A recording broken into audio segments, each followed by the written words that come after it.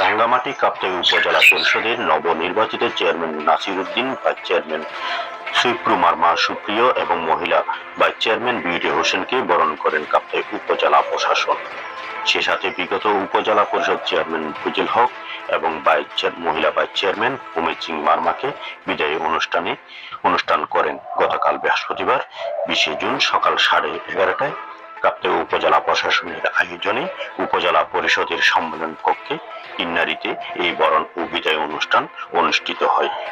এতে সভাপতিত্ব করেন কাপ্তাই উপজেলা নির্বাহী কর্মকর্তা ইউনু মোহাম্মদ মহিউদ্দিন।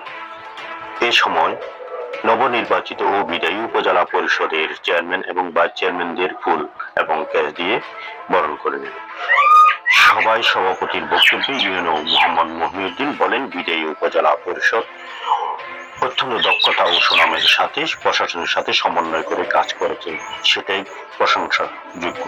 আমি আশা করব নতুন পরিষদ সকলের সাথে সমন্বয় করে উপজেলার কার্যক্রমকে আরো গতিশীল করবে।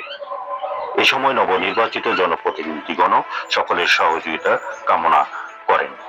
এছাড়া বিদায়ী উপজেলা পরিষদের জনপ্রতিনিধিরাও সকলের কাছে কৃতজ্ঞতা প্রকাশ করেন।